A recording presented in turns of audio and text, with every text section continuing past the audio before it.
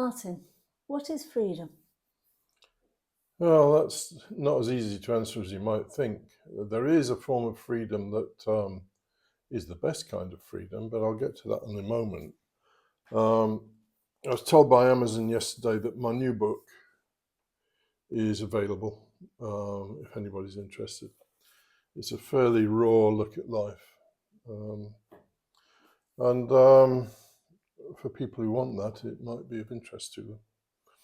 Anyway, freedom.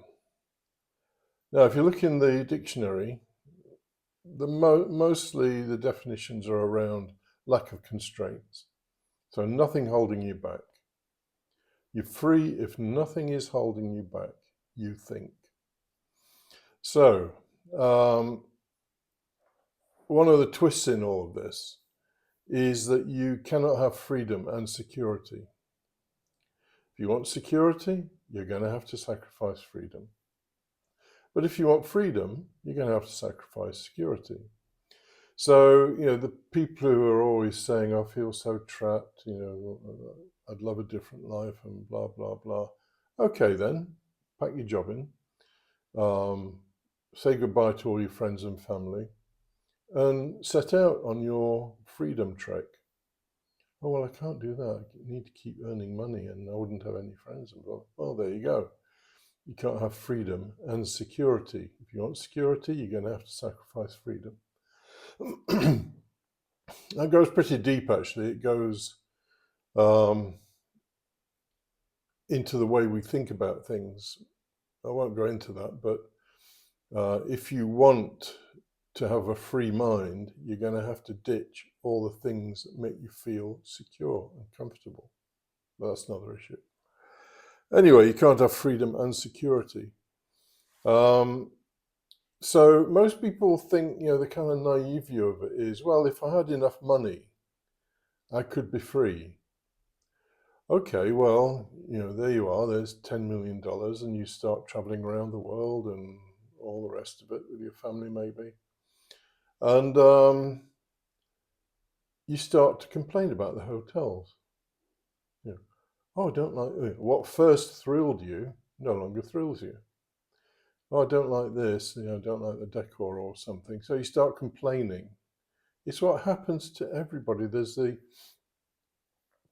famous story of an oligarch who was on his yacht in the Mediterranean, and he paid thousands of pounds, maybe tens of thousands, for a 3-star Michelin chef to come and cook a meal on his yacht.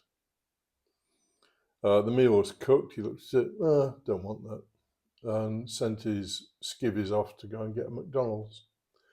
That's the way it is for people that think they're free. That's certainly not freedom.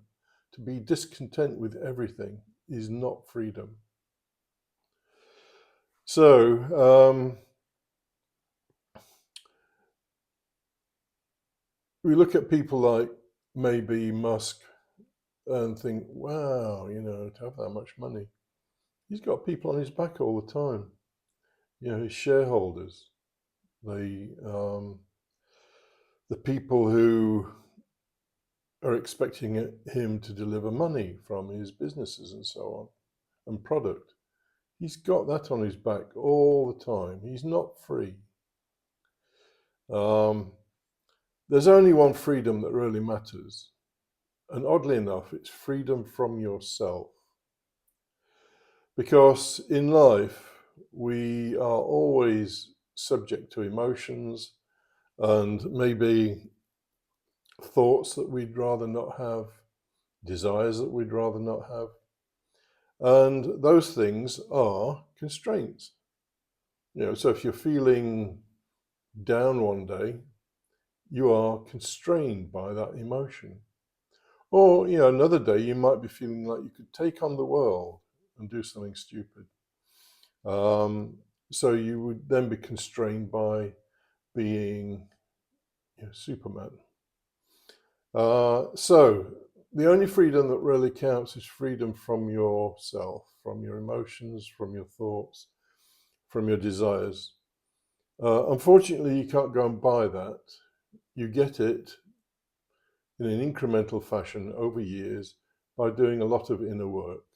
And most people would probably conclude, well, it's not worth it. And I don't blame them thinking that.